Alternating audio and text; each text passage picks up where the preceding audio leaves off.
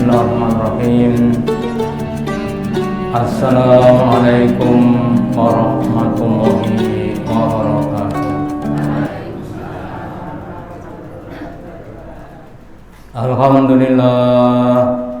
Alhamdulillahilladzi at'amana bi nikmatil imani wal islam. Asyhadu an la ilaha illallah wahdahu la syarikalah wa asyhadu anna Muhammadan abduhu wa rasuluhu la nabiyya wa la rasula ba'da. Allahumma sholli ala Muhammad wa ala ali Muhammad kama sholaita ala ali Ibrahim innaka Hamidum Majid. Wa barik ala Muhammad wa ala ali Muhammad kama barakta ala ali Ibrahim innaka Hamidum Majid. Qala Allahu ta'ala fi kitabihil karim. A'udzu billahi minasy syaithanir rajim. Ya ayyuhalladzina amanu ittaqullaha haqqa tuqatih wa la tamutunna illa wa antum muslimun.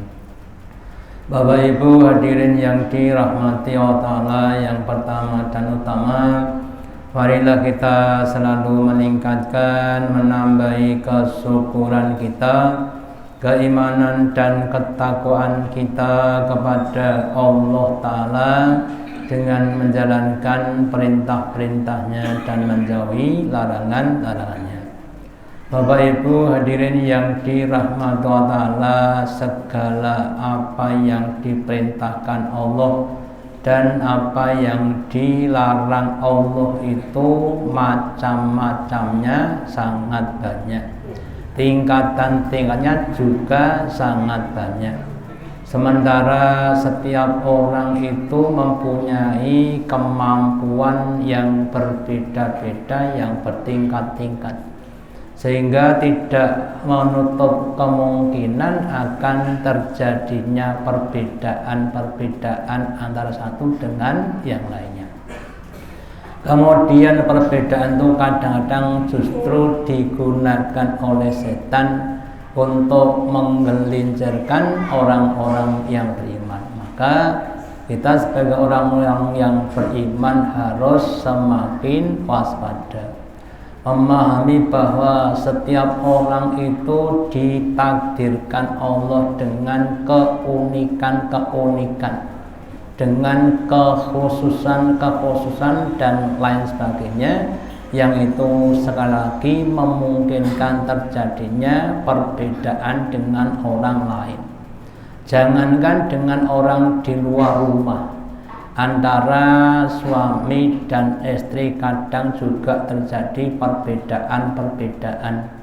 Anak dengan orang tua juga begitu. Maka dibutuhkan mental atau sikap yang dewasa untuk menghadapi, memahami satu dengan yang lainnya, sehingga perbedaan itu tidak menimbulkan masalah, tapi perbedaan itu menimbulkan rahmat. Perbedaan itu justru akan bisa menopang, membantu, mengisi dari yang lainnya. Bagaikan taman-taman bunga dengan berbagai macam warna-warni yang berbeda, tidak cuma satu warna. Atau juga kalau kita masak juga begitu, bahannya beda-beda, ada yang ini, ada yang itu, kemudian saling bersinergi dan lain sebagainya. Maka dalam kesempatan malam hari ini saya akan menyampaikan materi tips atau cara mudah untuk menghadapi perbedaan-perbedaan yang ada dalam kehidupan kita, khususnya kehidupan beragama, dengan harapan kita akan semakin lebih bisa memahami, lebih bisa bersinergi dan lain sebagainya. Kita awali dengan suatu pemahaman bahwa memang manusia itu dijadikan berbeda-beda. Di surat Al-Lail ayat yang keempat Allah berfirman, Inna sa'yakum lasyatta, sesungguhnya usaha kamu, amalan-amalan kamu lasyatta, sungguh bermacam-macam, berbeda-beda, bertingkat-tingkat dan lain sebagainya.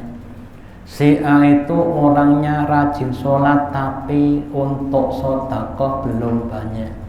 Si B itu orangnya rajin sedekah tapi sholatnya masih benar, atau yang lainnya, ya. Maka kita harus memahami setiap orang sekali lagi punya usaha amal-amal yang berbeda-beda, sehingga kadang-kadang dalam hal tertentu tidak bisa disamakan. Bahkan Allah memang sudah menyiapkan surga itu tidak satu kelas. Nabi bersabda, wal jannatu mi'atu darajah, dan surga itu ada 100 tingkat. Berarti nanti ada orang yang amalannya itu cocok untuk surga kelas 1, ada dengan surga kelas 2, dan sampai surga yang kelas 100. Terus kemudian di dalam surat Ar-Rum, surat yang ke-30 ayat yang ke-22 Allah berfirman, wa min ayatihi, dan sebagian dari ayat-ayat tanda-tanda keagungan Allah adalah khalqus samawati wal ardu, penciptaan langit-langit dan bumi. Allah mampu menciptakan langit 7 tingkat tanpa satu tiang penopang pun. Allah mampu menciptakan langit yang sampai sekarang belum ada yang bolong, yang rusak atau yang sobek, belum ada. Wal ardo, dan Allah menciptakan bumi dihamparkan, ada dataran tinggi, ada dataran rendah, bahkan ada lautnya, ada tanah merah, tanah hitam, tanah putih, dan lain sebagainya. Wahtilafu alsinatikum, dan Allah menciptakan kamu dalam keadaan perbedaan bahasa. Ada bahasa Inggris, bahasa Arab, bahasa Indonesia. Di saja ada banyak bahasa, bahasa Jawa, bahasa Sunda, dan sebagainya. Wa alwanikum, dan Allah menciptakan kamu dengan warna kulit yang berbeda. Ada yang hitam, ada yang putih, ada yang sawo, sawo mateng, itu. Termasuk juga bola mata, ada yang hitam seperti kita, ada yang biru, ya, seperti orang Portugis, ada yang coklat, ya. Demikian juga rambut juga begitu, rambutnya hitam, ada yang pirang, ya, ada yang putih, dan sebagainya. Itulah tanda kekuasaan Allah Ta'ala. Inna fi dzalika, sesungguhnya di dalam yang tadi, la ayatin, sungguh menjadi ayat, menjadi tanda-tanda kehebatan Allah, lil alimin, untuk seluruh alam, untuk siapapun yang ada di alam semesta ini. Jadi memang manusia diciptakan dalam keadaan berbeda-beda. Nah, tadi sudah saya sampaikan, perbedaan ini jangan sampai dijadikan pertentangan. Beda boleh, tapi jangan bertentangan. Contohnya apa? Bedanya laki-laki dan perempuan, itu kan beda, tapi kemudian dijadikan bersinergi, bukan bertentangan, bukan kampleng-kamplengan, tapi kasih sayang satu dengan yang lainnya, ya. Demikian juga nanti yang lainnya dalam hal kita beribadah juga begitu. Ada yang cepat, ada yang lambat, dan sebagainya, ya. Lagi tempatkan sesuatu pada tempatnya, insya Allah akan menjadi suatu kebaikan. Tapi kalau tempatnya tidak pada tempatnya, akan jadi mandur. Ibaratnya kita membuat rumah, bangun rumah, kita butuh batu, butuh semen, butuh kayu, butuh kaca, butuh genteng, dan sebagainya. Letakkan sesuai dengan tempatnya masing-masing. Batu jangan ditaruh di atas, tapi ditaruh yang paling bawah. dicampur semen, ya, campur besi biar jadi pondasi dan sebagainya, ya. Nah demikian juga nanti kan juga begitu. Jangan sampai kita genteng milihnya yang paling bawah, ya nanti pecah, ya. Maka kita harus menemukan suatu pada tempatnya. Kemudian juga di surat Al-Hujurat surat yang ke-49 ayat yang ke-13 Allah juga berfirman, ya ayuhan nas, wahai sekalian manusia, inna khalaqnakum min dzakarin wa untha, sesungguhnya kami Allah menciptakan kamu dari laki-laki dan perempuan, ya. Bukan untuk menang-menangan tapi untuk bersinergi, bukan untuk menghibur tapi untuk bekerja sama. Kemudian dengan adanya laki-laki dan perempuan, kemudian menurunkan keturunan. Ada anak, ada cucu, ada cicit dan sebagainya. Yang kemudian itu menjadi wajahkum su'uban maqo'obari'ah. Kami jadikan kalian su'uban, berbangsa-bangsa dan bersuku-suku. Bangsa Indonesia sukunya suku Jawa, bangsa Arab sukunya suku Quraisy dan sebagainya. Nah semua perbedaan itu bukan untuk saling menang-menangan, tapi apa? Lita arofu, supaya kalian saling mengenal dengan mudah, ya. Kalau kita ketemu orang yang hitam semuanya, boleh dari ujung rambut sampai ujung kaki hitam semuanya, nggak usah tanya, pasti orang Afrika, gitu. Kalau putih-putih semuanya pasti orang Eropa, ya. Kalau matanya sipit orang Cina atau Korea atau Jepang, nggak usah tanya, sudah ada tandanya masing-masing. Bukan untuk saling menang-menangan atau merasa lebih superior, bukan. Tetapi sekali lagi setan kemudian memberikan seperti itu. Orang yang kulit putih mempunyai harga diri yang lebih tinggi dibandingkan hitam itu, ya. Orang yang hidungnya mancung keluar, ya, merasa lebih ganteng dibanding dengan orang yang hidung mancung lebu dan sebagainya, ya. Terus Allah menyatakan yang lebih baik itu bukan karena warna kulitnya, bukan karena warna bola mata, tapi inna akramakum indallahi atqakum. Sesungguhnya yang paling mulia, yang paling utama di antara kalian di hadapan Allah adalah yang paling takwa. Bukan yang kulitnya hitam atau putih, bukan yang otaknya enyrat, tidak, tapi yang paling takwa. Sehingga apapun warna kulitnya, apapun warna bola matanya, apapun berapapun tinggi badannya, tidak masalah. Yang penting mereka mau bertakwa kepada Allah Ta'ala. Kemudian perbedaan-perbedaan itu disebabkan karena beberapa hal. Yang pertama adalah sudut pandang. Contoh Pak, contoh begini. Ini tangan saya nih. Ini kalau penjelasan pandang dari sini apa warnanya? Yang makan menjawab Pak, putih. Saya ngampakkan bukan putih, coklat. Kenapa? Kan saya mandangnya dari sini. Jangan dari sini, kan beda. Nah, itu sudut pandang beda-beda. Ada satu rumah, ada 5 orang, ahli teknik, ahli ekonomi, ahli kesehatan, ahli seni, ditanya beda-beda. Ahli teknik, oh rumahnya kokoh.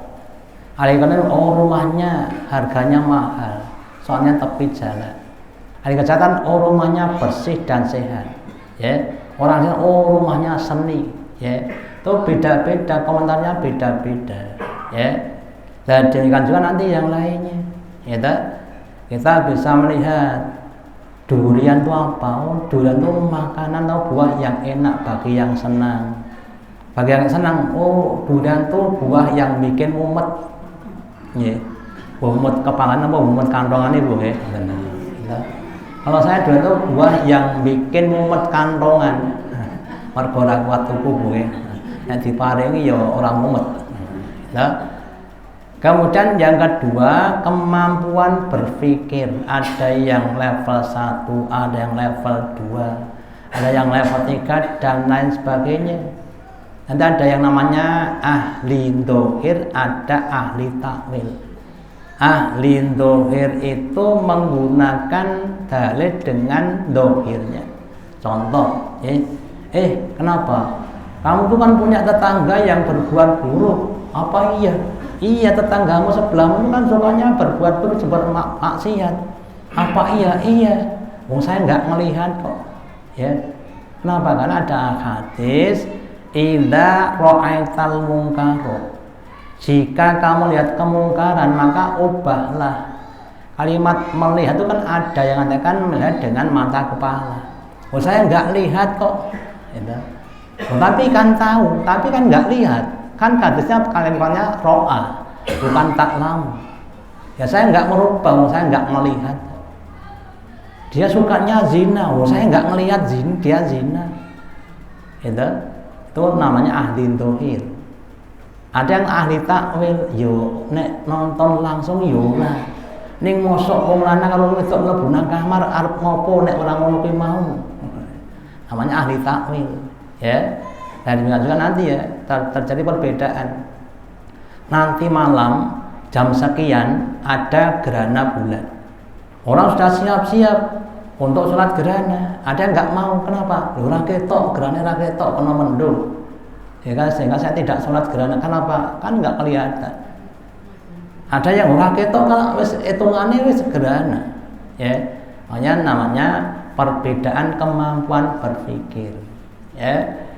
Terus kemudian kemampuan ilmu yang dimiliki. Ya, ini maaf saja, ini untuk kita semuanya, sekali lagi untuk kebaikan kita semuanya. Ketika hujan turun, sholatnya sholat maghrib, nah, jamak ora jamak. Makanya kalau saya ngimami, monggo yang ngersakne jamak kita jamak, sing boten nggih monggo. Karena ada sebagian yang bermat ora sah dijamak, wong iso engko ngisak yo iso nang masjid. Ya makanya kita harus saling menghargai. Rumahnya Delagu nang Solo numpak motor, numpak bis. Sampai di Solo sholat zuhur di jamak asar. Ada yang cocok satu, ada yang tidak, ya monggo.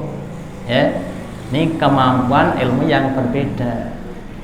Terus kemudian situasi dan kondisi yang beda. Contohnya kalau di Arab, kurma itu termasuk makanan pokok. Kalau di sini bukan makanan pokok, camilan. Ya, sehingga Nabi dulu kalau membayar zakat fitrah itu pakai gandum atau pakai kurma. Kalau kita pakainya beras, gitu. Ya, kurma bukan makanan pokok, tapi makanan camilan, kondisinya berbeda. Ya, lah berbagai macam hal ini yang nanti sedikit banyak menjadi penyebab terjadinya perbedaan pendapat. Ya. Terus kemudian bagaimana cara kita untuk menghadapi perbedaan? Cara menghadapi perbedaan, Allah telah berfirman di surat An-Nisa, surat yang keempat ayat 59. Ya ayyuhalladzina amanu, wahai orang-orang yang beriman, ati Allah wa ati Rasul, taatlah kalian kepada Allah Ta'ala dan taatlah kepada Rasul. Wal amri minkum, dan yang memegang perkara di antara kamu, yang ngurusi kamu taati supaya dia mudah untuk melayani kamu. Kemudian fa'in tanazatum fi syai'in, dan jika kalian berbeda pendapat dalam sesuatu, iki angka 6 apa 9. Lihat gambar nggih. Angka berapa, Bu? 6 atau 9? Yang sebelah kiri 6, sebelah kanan 9. Kuwi 6, ora kuwi 9. Gitu, Bu. Lihat di gambar ini lah. Gitu. Terus bagaimana? Faruddu ilallah, maka kembalikan kepada Allah, kepada Al-Quran, wa Rasul, dan kepada Rasul, yaitu Al-Hadis. In kuntum tu'minuna billah, jika kalian itu orang yang beriman kepada Allah dan hari akhir. Puasanya kapan? Oh, menurut hisab, puasa Ramadan tahun ini dimulai hari ini tanggal sekian, namanya hisab. Ada yang katakan ora sik tonton sik bulane ketok ora ketok, ya namanya apa? Ru'yah, gitu loh, ya. Kalau dikembalikan ya ada semuanya. Dalam hisab Allah memang dalam Al-Quran bahwa Allah menciptakan langit dan bumi, bulan dan matahari, kemudian Allah tetapkan 1 tahun itu 12 bulan. Kemudian 1 bulan Hijriah itu kadang-kadang 29, kadang-kadang 30. Terus ada hitungan-hitungan perputaran bulan dan matahari sehingga bisa dirumuskan. Tapi pada zaman Nabi untuk menentukan itu perlu namanya penglihatan. Maka ada sebagian saudara kita yang menetapkan tanggal, contohnya Ramadan atau Hijriah itu Ramadan atau 1 dengan menggunakan hisab, ya monggo. Yang gunakan ruqyah ya silahkan. Kalau beda bagaimana? Alhamdulillah. Kamu puasa kapan? Rebo apa Kamis? Kalau puasa saya Kamis saja. Nek bado pilih sing ngarep kuwi. Nek puasa pilih sing ngene, nek bado pilih sing ngarep. Ya. Ya, inilah namanya kita. Ya. Atau yang lainnya, sami Allahu liman hamidah, gitu. Kemudian kembali pada tempat semula. Semula itu sebelum ruku apa sebelum sholat? Nah, bagi yang sebelum sholat berarti lurus tangannya. Bagi yang sebelum ruku berarti tangannya sedekap. Ya. Hadisnya 1, maknanya 2. Gitu. Sholat zuhur itu 4 rakaat, 2 tahiyat, tahiyat awal dan akhir. Kalau yang awal ya, kaki kiri diduduki, namanya iftiros. Kalau rakaat kedua kakinya namanya tawarruk. Lah kalau sholat subuh sholatnya 2 rakaat, tahiyatnya 1, yang mana? Yang depan apa yang belakang? Gitu. Kalau zuhur ya asar, maghrib, tahiyatnya 2, awal dan akhir. Kalau subuh cuma 1, lawan apa akhir? Oh, yang awal kan sebelumnya kan belum tahiyat. Lah itu kan harus kan salah, berarti kan ya akhir is monggo. Mau tahiyat awal monggo, akhir yang monggo, sing penting ampun ngadeg. Gitu. Lah pentingnya kita saling memahami. Gitu. Lah kalau kita memahami, insya Allah akan terjadi tasamu, tafahum, saling memahami, terus tasamu, toleran. Surga itu luasnya seluas langit-langit dan bumi, cukup untuk kita semua, cukup buatan saksi sikut-sikutan. Nanti kalau ada pilpres, pilkades, sing daftar telu sing dadi setunggal, wajar nek sikut-sikutan wajar. Mergo nek sing dadi ming setunggal sak pasang, yang lainnya nggak jadi. Lah kita masuk surga itu semuanya bisa masuk, nggak usah sikut-sikutan, nggak usah saling menyalahkan. Ya. Terus kita kembali, yang penting kita melakukan sesuatu itu ada dasarnya, kemudian dapat dipertanggungjawabkan di hadapan Allah, diterima, masuk surga, beres. Perkara beda dengan orang itu wajar, jangankan ke orang lain. Guru dengan murid itu beda. Imam Malik dan Imam Syafi'i tentang apa? Bab rezeki. Ya. Imam Malik mengatakan rezeki itu sudah ditetapkan Allah. Kalau jatahnya datang sendiri. Ya. Imam Syafi'i nggak mau sama, enggak, ya orang kan tetap harus kerja, harus ikhtiar. Kalau nggak ikhtiar, ya mana bisa kita dapatkan rezeki. Terus Imam Syafi'i keluar dari rumahnya Imam Malik, ya jalan.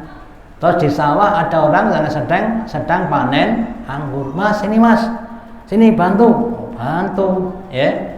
Setelah bantu dikasih upah, ini tak kasih upah. Dia senang, bukan cuma upahnya loh. Itu pendapat saya benar, buktinya saya kerja saya dapat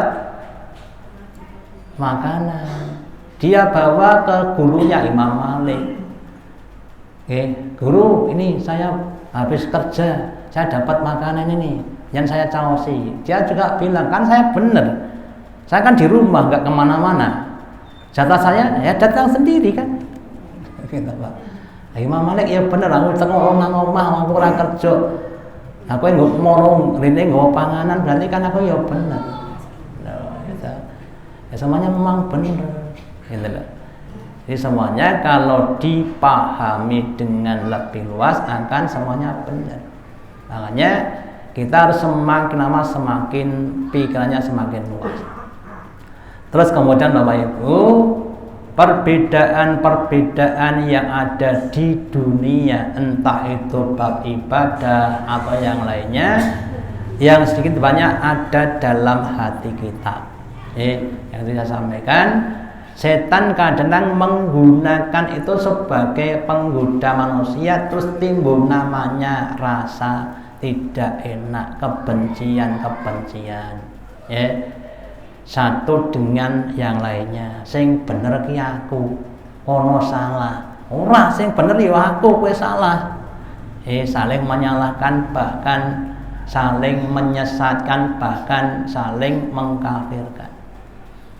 Lah perbedaan yang memungkinkan timbulnya hasad dengki itu di dunia, insya Allah besok ketika kita akan masuk surga, semuanya itu dibredel oleh Allah Ta'ala.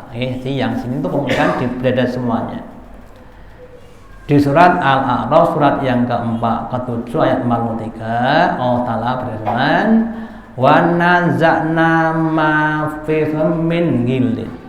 Sebelum masuk surga orang beriman itu masuknya itu sebelum masuk ke pintu, di depan pintu itu ada kolam.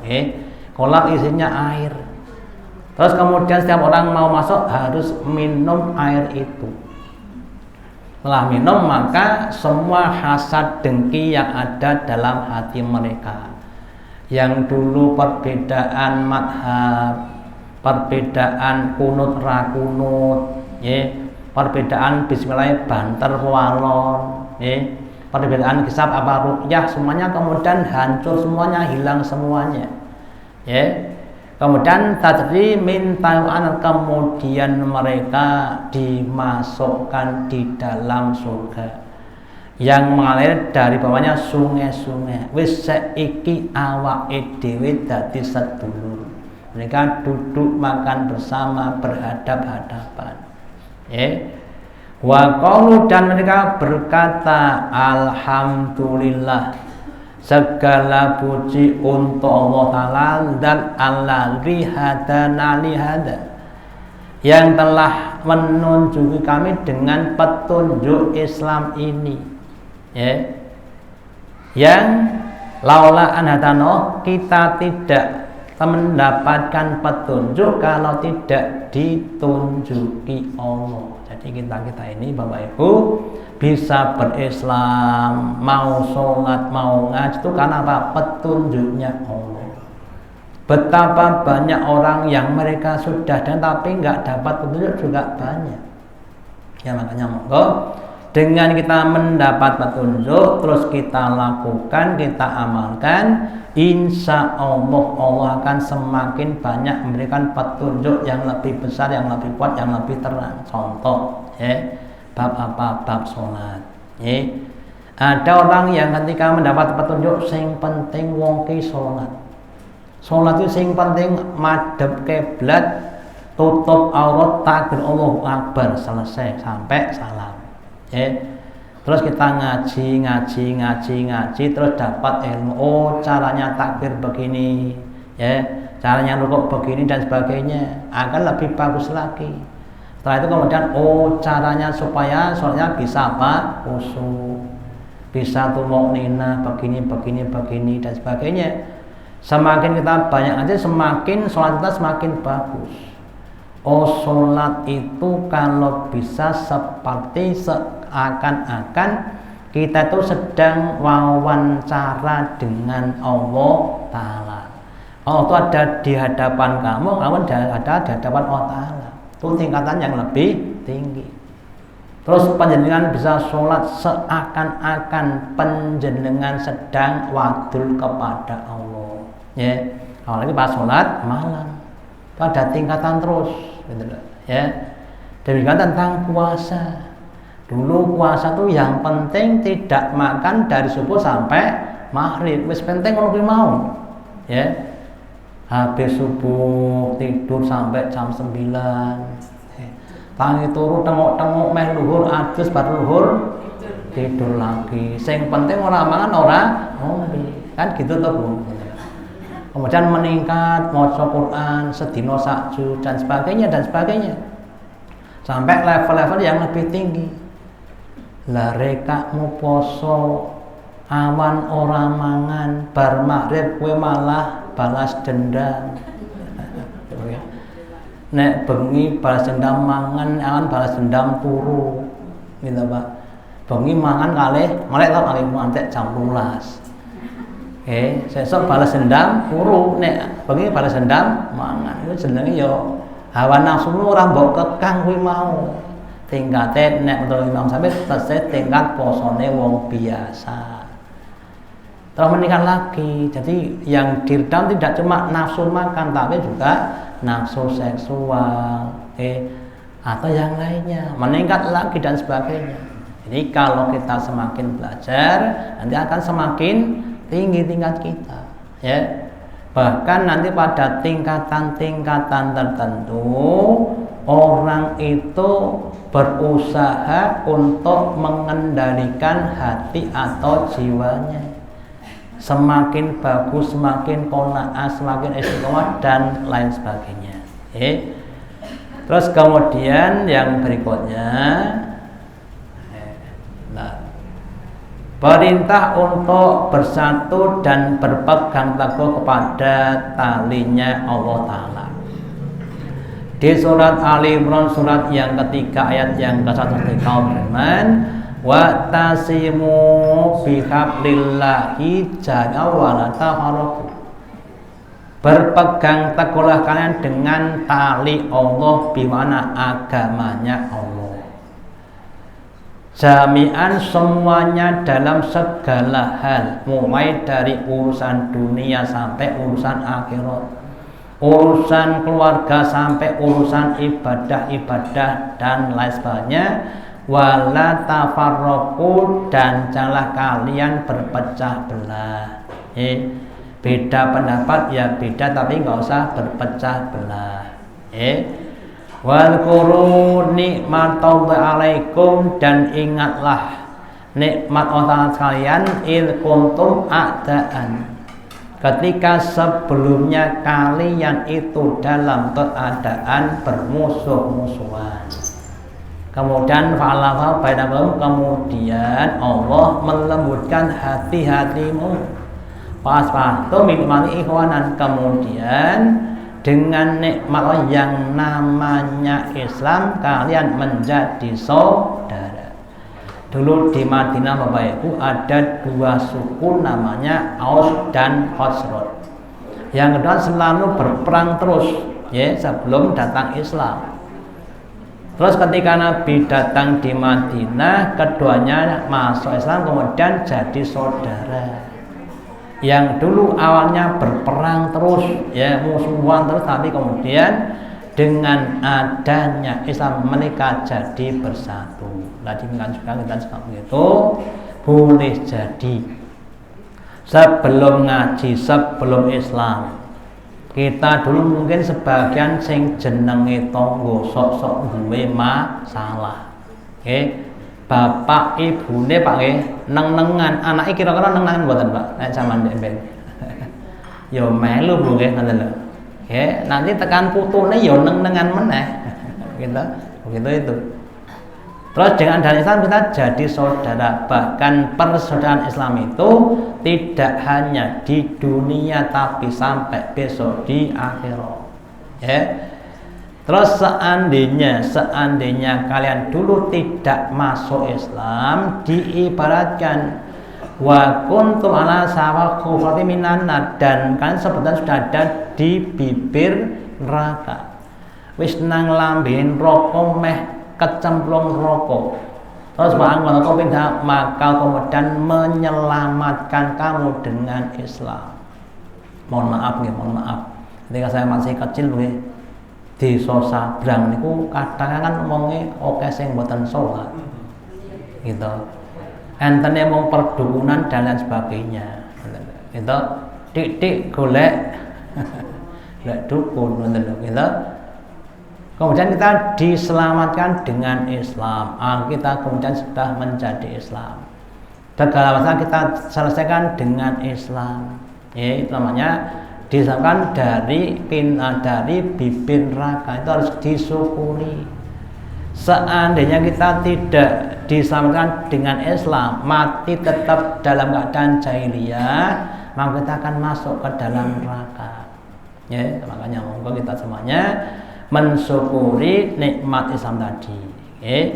Kadzalika yablughullahu lakum, demikian itulah Allah Ta'ala menjelaskan kepada kamu ayatnya supaya kamu sekalian menjadi orang-orang yang mendapat petunjuk. Jadi nanti ke depan kalau kita selalu banyak berusaha belajar, insya Allah kita akan semakin baik. Contoh yang sekarang belum sabar, dengan kita belajar insya akan jadi sabar.